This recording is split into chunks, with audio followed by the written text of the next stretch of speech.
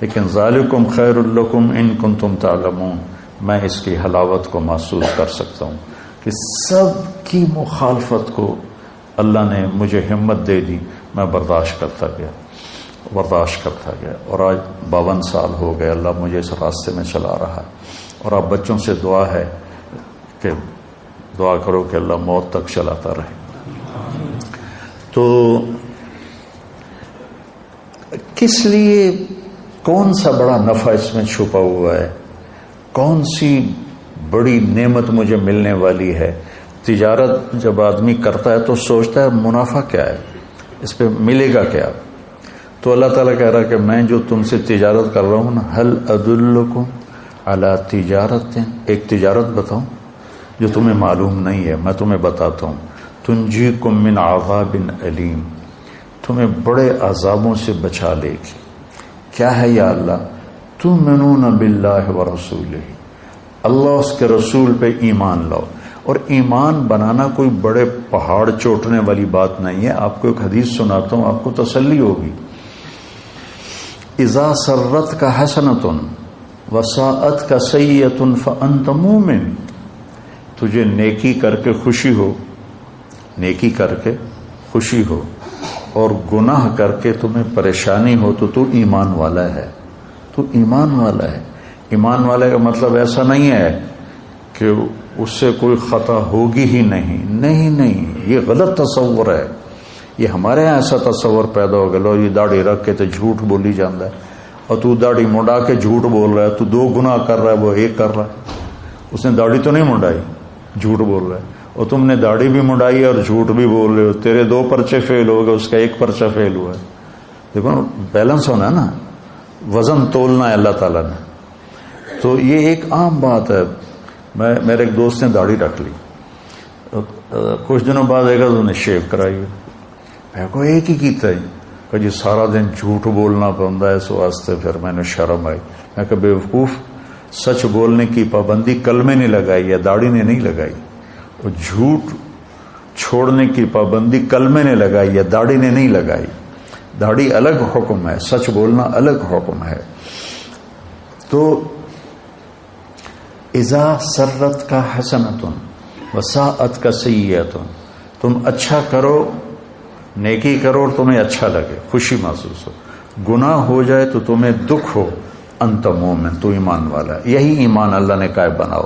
وہ ایمان نہیں چاہیے جنید بغدادی والا اور فلاں والا کے ایک سے کہا کہ وہ کہاں پر ہے، ایک صاحب نے دوسرے کا پوچھا وہ کہاں پر ہے، کہا کہ وہ تو جی سو رہا ہے، تو انہوں نے فرمایا یہ کوئی سونے کا وقت ہے؟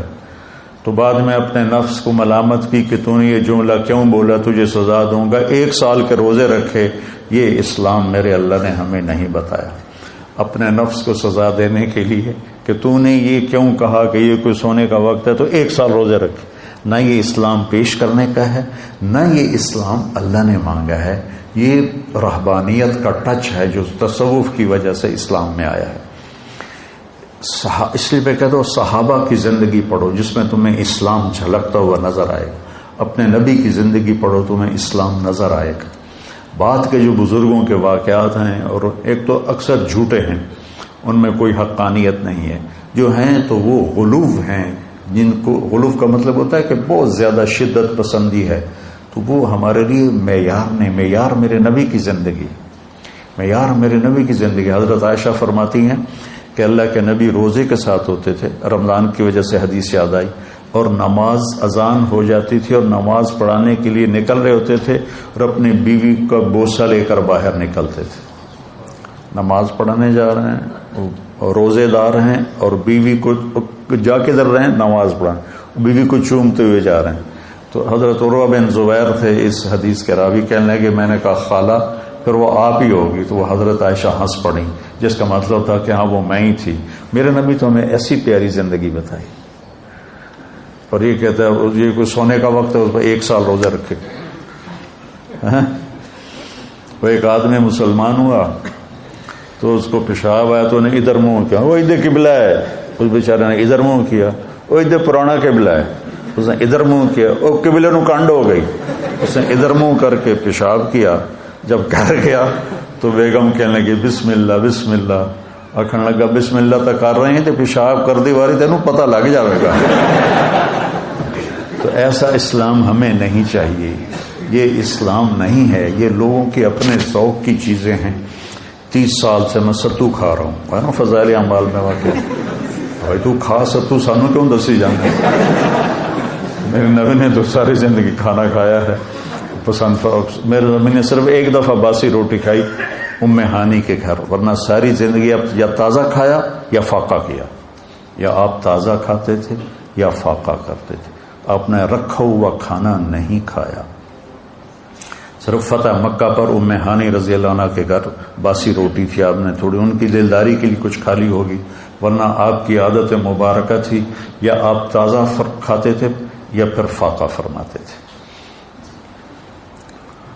تو ایمان کا مطلب کہیں کوکاف پہ جانا نہیں ہے، 24 گھنٹے کی زندگی میں سچ بولے، جھوٹ نہ بولے، دیانتداری سے کاروبار کرے، دھوکہ نہ دے، زبان کی حفاظت کرے، گالی، غیبت، چغلی، الزام، شکایتیں یہ نہ کرے، رزق حلال کمائے، تو یہ کامل مکمل ایمان والا ہے۔ پھر اس میں کبھی کوئی اس سے اونچ نیچ ہو جائے تو توبہ کرے تو اللہ معاف کرے گا۔ یہ ہے اللہ رسول پر ایمان۔ یہ کوئی کوکاف پہاڑوں میں نہیں جانا، کوئی غاروں میں جا کے نہیں بیٹھنا، سچ بولے، دیانتداری سے اپنے کام کاروبار کرے، اپنے اخلاق اچھے رکھے، رزق حلال کمائے، تو یہ کامل ایمان والا ہے، مکمل ایمان والا ہے۔ اور پھر کیا کہا؟ پھر یہی چیزیں تجاہدون فی سبیل اللہ باموالکم وانفسکم، یہ چیزیں اوروں میں پیدا کرنے کے لیے تم محنت کرو، جو جس کی کوئی بھی شکل ہو سکتی ہے، لیکن سب سے خوبصورت شکل اس وقت تبلیغ کا کام ہے۔ تبلیغ کا کام متعین نہیں ہے کہ بھئی یہی دین کی محنت ہے، یہ بچے بھی دین کی محنت کر رہے ہیں، ان کے استاد بھی دین کی محنت کر رہے ہیں، خانقاہوں والے بھی ہیں، اور کتابیں لکھنے والے ہیں، واعظ کرنے والے ہیں، نصیحت کرنے والے ہیں، لیکن جو سب سے اس وقت نفع والا کام ہے وہ تبلیغ کا ہے۔ تو اس پر اللہ تعالیٰ کہتا ہے ہوگا کیا؟ یغفر لکم ذنوبکم، پہلا کام تو یہ کروں کہ تمہارے سارے گناہ معاف کروں۔ قوم نوح کے لیے اللہ نے کہا یغفر لکم، کیا ہے بلا؟ من ذنوبکم، تمہارے کچھ گناہ معاف کرے گا۔ اور ہمیں اللہ نے کہا یغفر لکم ذنوبکم، تمہارے سارے معاف کروں گا۔ سبحان اللہ، تو گناہوں کی معافی ہو جائے تو بہت بڑی بات۔ پھر یدخلکم، تمہیں جنت میں پہنچاؤں گا، کون سی؟ تجری من تحتها الانہار، جس میں دریا بہتے ہیں۔ نہر عربی میں دریا کو کہتے ہیں، ہمارے ہاں نہر کا ترجمہ اور ہے، اور عربی میں نہر دریا کو کہتے ہیں، یہ ہمارے والی نہر کو نہیں کہتے جس کو نکالا جاتا ہے۔ تو ایک ایسی جگہ لے جائے گا جہاں دریا بہتے ہیں، کس کے؟ من ماء غیر آسن، پانی ہے جو گدلا نہیں ہوتا، من لبن، دودھ ہے، لم یتغیر طعمہ، جس کا ذائقہ نہیں بدلتا، تھوڑی دیر دودھ پڑ رہا ہے کھٹا ہو جاتا ہے، وہ دودھ کبھی کھٹا نہیں ہوگا۔ من عسل مصفا، شہد ہے جس کو چھاننے کی ضرورت کوئی نہیں ہے، ہم چھتا لیتے ہیں تو اس کو چھانتے ہیں۔ من خمر لذت للشاربین، اور شراب ہے جو لذت کے ہے پینے والوں کی۔ یہ تین چیزوں کے ساتھ اللہ نے یہ لفظ استعمال نہیں کیا، لذت للشاربین، پانی بھی ضرورت ہے، دودھ بھی ضرورت ہے، شہد بھی ضرورت ہے، اور شراب لوگ ضرورت کے لیے نہیں پیتے، لذت کے لیے پیتے ہیں۔ لیکن پاگل پھر الٹیاں کر رہے ہوتے ہیں، منہ سے بدبو آ رہی ہوتی ہے، شرابیوں کے ساتھ وقت گزر، ہمارے ساتھ کالج کے لڑکے شراب پیتے تھے، تو الٹیاں آ رہی ہیں، اندر ہی پیشاب نکل رہا ہے، بری حالت ہوتی ہے، اور بے ہوش ہو گئے تو لذت کا احساس ویسے ہی ختم ہو گیا۔ تو اللہ نے کہا پاگلو اس کو چھوڑ دو، لذت للشاربین، میں نے تمہاری لذت کے لیے شراب بنائی ہے، اس کا ایک گونڈ پی لو گے تو نہ سر میں درد ہوگا نہ چکر آئیں گے، لیکن آسمانوں پر اڑو گے لذت کے۔ من تحتها الانہار، اور پھر آگے کہا ومساکن طیبۃ فی جنات عدن، اور جنت الفردوس میں تمہارے لیے اعلیٰ گھر بنائے ہیں. مساکن طیبہ، جنت الفردوس کے گھر کی ایک اینٹ سونے کی ہے، ایک چاندی کی ہے، ایک موتی کی ہے، ایک یاقوت کی ہے، ایک زمرد کی ہے، اور مشک اس کا گارا ہے، مشک اس کا گارا ہے، اور زعفران اس کی گھاس ہے، اور اللہ کا عرش ان کی چھت بنایا ہے اللہ تعالیٰ.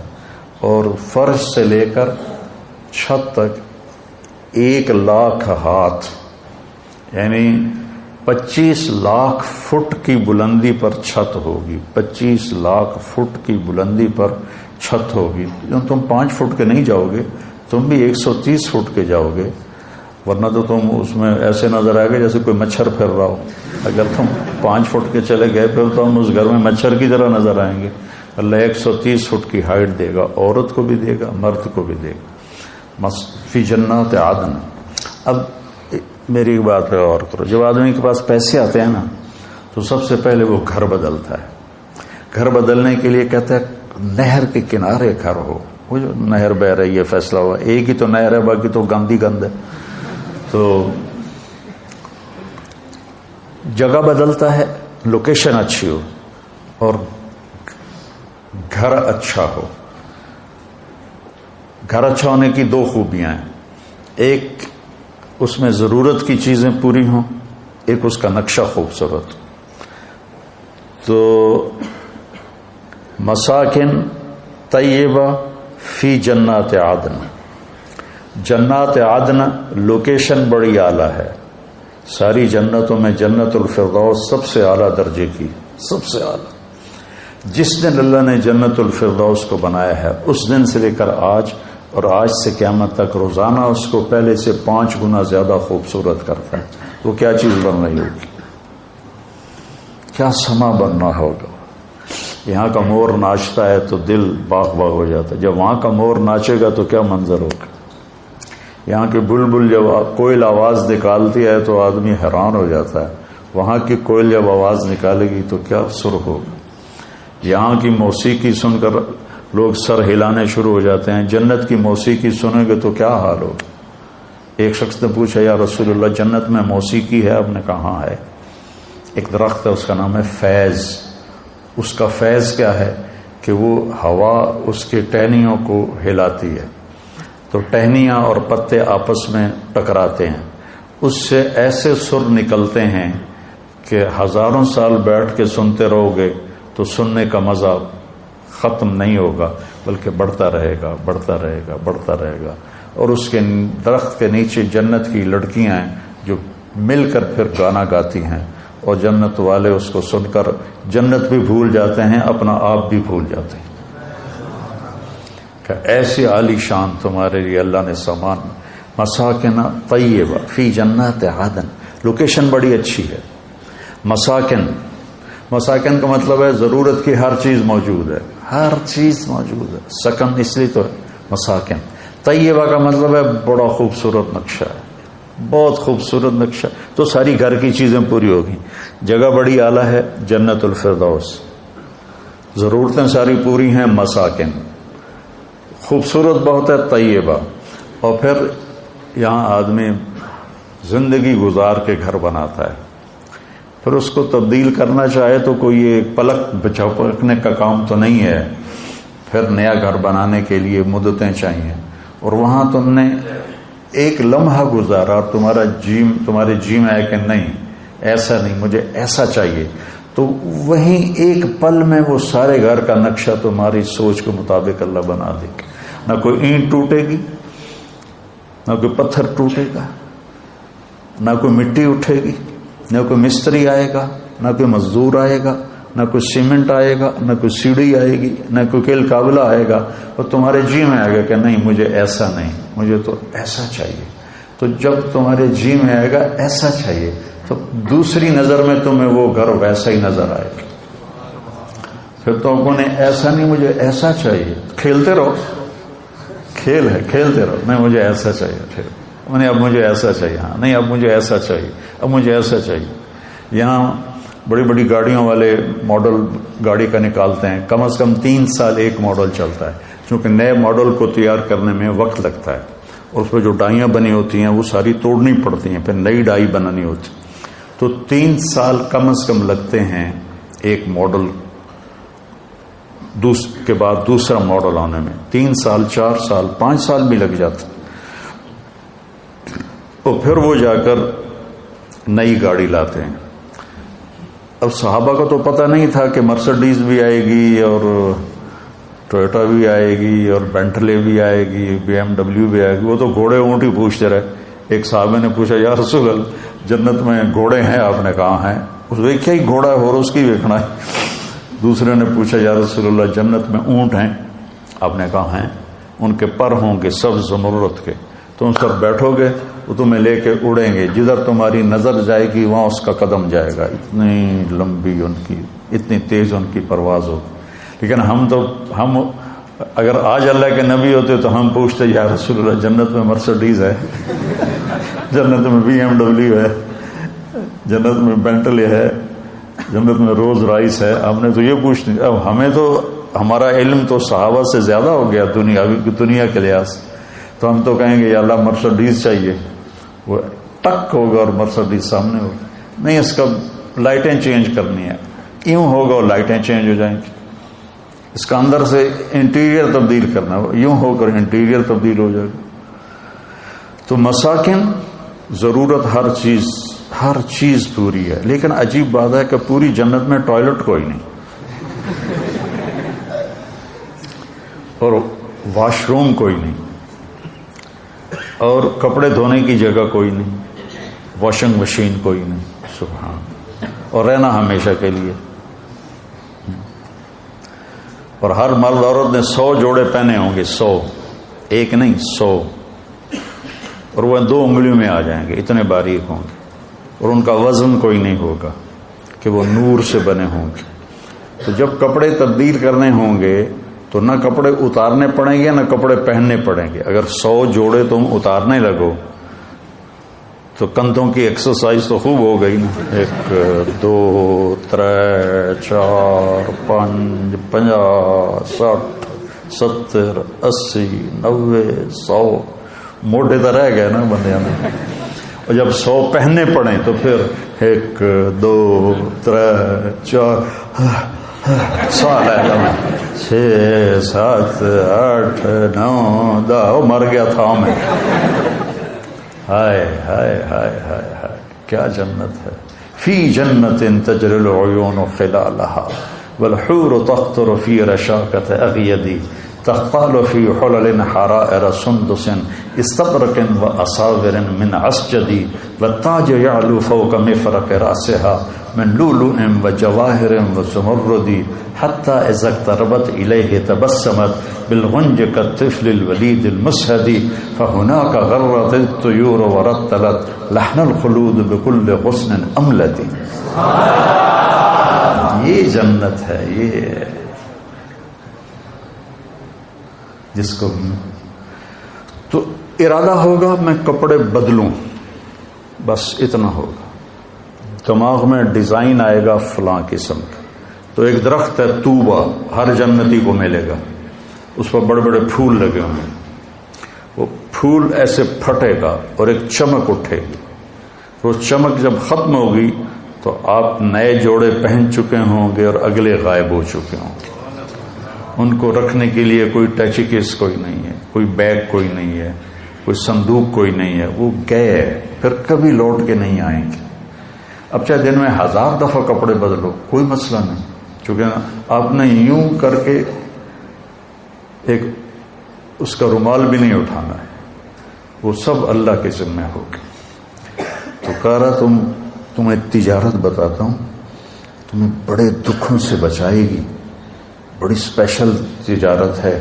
ایک اپنا ایمان ٹھیک کر لو، اتنا کر لو کہ گناہ سے دکھ ہو، نیکی سے خوشی ہو، اور فرائض پورے کر لو۔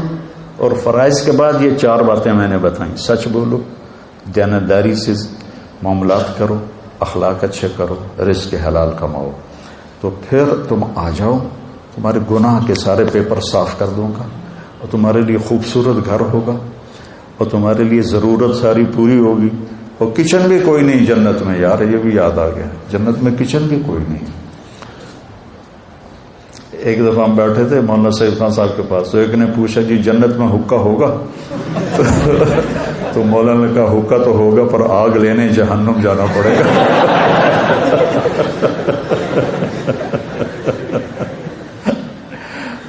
تو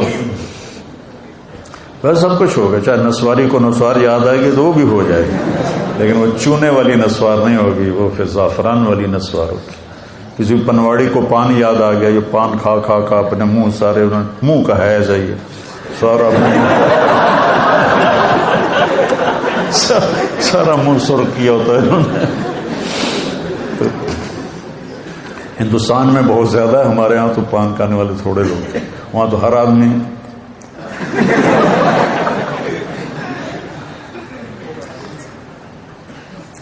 تو اللہ تعالیٰ کہتا تم آ جاؤ, گناہ سارے معاف, بہترین گھر ہوگا, ہر ضرورت پوری ہوگی, اور انتہائی خوبصورت ہوگا, اور بہت اعلی جگہ پر ہوگا, فی جنات عدن. پھر کہا ذالک الفوز العظیم, ہوا یہ حالت. ذالک الفوز العظیم, یہ ہے اصل کامیابی, کہ تمہیں جنت ملے, تمہیں اللہ کی رضا ملے, تمہارے گناہ معاف ہو جائیں. یہ تجارت ہے اصل کامیابی. لیکن میں اللہ پہ قربان جاؤں, اللہ ہمارا خالق ہے. کہنا کہ وہ اخرا, ایک اور بات بھی ہے, یہاں قرآن کا لہجہ بدل جاتا ہے. وہ اخرا, ایک اور چیز بھی ہے جو تمہیں پسند ہے, تحبونہا. اللہ تعالیٰ کہہ رہا ہے مجھے پتا ہے میرے بندو, تم دنیا لیے بغیر تمہیں جنت پر تمہارا گزارا نہیں ہوگا, تم کہو گے کوئی پراٹھا اتنے بھی چاہیے. تو وہ اس کو اللہ نے کہا وہ اخرا, وہ ایک اور چیز بھی ہے. تو میرا چہرہ دیکھو, ایک اور چیز بھی ہے.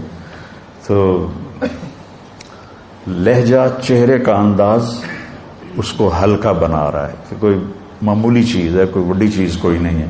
وہ اخرا, اخرا. آدمی اپنا شکل بھی بدلتا ہے اور ہاتھ کے حرکت کو بھی اس کے ساتھ تائید کے طور پر. وہ اخرا, ایک اور شے بھی ہے, تو بڑی چنگی لگی. اللہ نے بڑی چنگی نہیں لگی, تو چنگی لگ دی ہے کہ یہ نصر من اللہ و فتح قریب. یا اللہ دنیا بھی دے, اس کے بغیر گزارا نہیں. وہ قتادہ بن نعمان رضی اللہ عنہ کی آنکھ ضائع ہو گئی فتح غزوہ احد میں, تو ان کی آنکھوں میں تیر لگا ہوا تھا. تو وہ یا رسول اللہ میرے آنکھوں میں تیر لگ گیا. تو آپ نے کہا آنکھ چاہیے یا جنت چاہیے؟ کہنے لگے مجھے دونوں ہی چاہیے, آنکھ بھی چاہیے جنت بھی چاہیے. تو آپ نے ان کا تیر نکالا, اور وہ جو کیما بن گئی تھی آنکھ, اس کو اپنے ایسے ہاتھوں میں انگلیوں میں لیا, اور ان کی آنکھ میں رکھ کر اوپر ایسے ہاتھ پھیر کر کہا اللہم اجعلھا احسن عینین, یا اللہ دوسری آنکھ سے زیادہ خوبصورت کر دے. تو اپنے انگلیاں ہٹائیں تو وہ چمک رہی تھی روشن آنکھ. تو ہمارا بھی مذہب قتادہ بن نعمان والا کہ یا اللہ دنیا بھی چاہیے, جنت بھی چاہیے, ایتھے سکی کھا کے گزارا کوئی نہیں. تو میرا رب ہم سے ایک تجارت کر رہا ہے بچوں, یا باہر کا مجمع آیا ہوا ہے, اب لوگ تبلیغ میں جایا کریں, زیادہ نہیں 3 دن ہر مہینے لگا لیا کریں. آپ کے ہر مسجدوں میں تبلیغ کا کام ہو رہا ہے. تو انشاءاللہ العزیز اللہ تعالیٰ یہ ہر مہینے 3 دن اگر آپ جاتے رہیں گے تو آپ کی زندگی میں بہت بڑی تبدیلی آ جائے گی. اور یہ طاق راتیں چل رہی ہیں, آج بھی طاق رات ہے, شب قدر ہے یا نہیں ہے یہ تو اللہ کے علم میں ہے. ہمارے ہاں 27 کا اہتمام کیا جاتا ہے. 27 ضروری نہیں ہے, کبھی 21, کبھی 23, کبھی 25, کبھی 27, کبھی 29. تو ان طاق راتوں میں اللہ تعالیٰ کوئی ایک رات, یہ بچوں کو تو انشاءاللہ نصیب ہو جائے گی, ایک رات ان کی گھر میں آئے گی تو تھوڑا سا جاگ لیں گے, تو انشاءاللہ ساری پانچوں راتیں ان کی تو مزے میں ہیں. اللہ کا علم پڑھ رہے ہیں, حدیث پڑھ رہے ہیں, قرآن پڑھ رہے ہیں. آپ جو آئے تشریف لائے ہوئے اپنے گھروں میں جاگنے کا اہتمام کر لیں, چھوٹی راتیں ہیں. تو ایک تو کوئی والدین کا نافرمان ہے تو باپ سے معافی مانگ لیں, کوئی شراب کا عادی ہے تو توبہ کر لے، کوئی رشتہ داروں سے لڑا ہوا ہے تو صلح کر لے، کوئی دل میں کینہ بغض نفرت رکھتا ہے تو اس کو دل کو صاف کر لے، تو پھر انشاءاللہ بخشش کی مہر اللہ کے نبی نے لگا کے دی ہے کہ شراب نہ پیتا ہو، ماں باپ کا نافرمان نہ ہو، رشتہ داروں سے لڑائی نہ لڑتا ہو، دل میں بغض نہ رکھتا ہو، تو شب قدر میں سب کی بخشش ہو جاتی ہے۔ لیکن یہ 4 کام میں سے کوئی ایک کام بھی کسی کے اندر ہے تو پینڈنگ ہو جاتا ہے، یہ نہیں کہ اس کی ہوتی نہیں، اگر وہ توبہ کر لے گا تو معاف ہو جائے گا۔ تو میرے عزیزو، یہ مختصر سی زندگی ہے، نہ جانے بلا لے پیا کس گھڑی، تو کیا کیا کرے گی اری دن کے دن، بلانے والے کا بلاوا پتہ نہیں کب آ جائے، تو ہم اپنی آخرت کو بنانے کے لیے یہ ہمیں اللہ نے بہترین کام دیا ہے تبلیغ کا۔ 3 دن ہر مہینے آپ جاتے رہیں تو انشاءاللہ آپ کی زندگی میں تبدیلی آ جائے گی۔ پر یہ بچے جو فارغ ہو رہے ہیں یہ سال کی نیت کریں، انشاءاللہ اللہ ان کو بہت زیادہ دے گا۔ اللہ تعالی ہمیں قبول فرمائے۔ اللہم لک الحمد کما انت اہلہ، فصلی علی محمد کما انت اہلہ، وفعل بنا ما انت اہلہ، انک اہل التقوی و اہل المغفرہ۔ اللہم انا نسألک خیر ما سألک منہ عبدک و نبیک محمد صلی اللہ علیہ وسلم، ونعوذ بک من شر ما استعاذک منہ عبدک و نبیک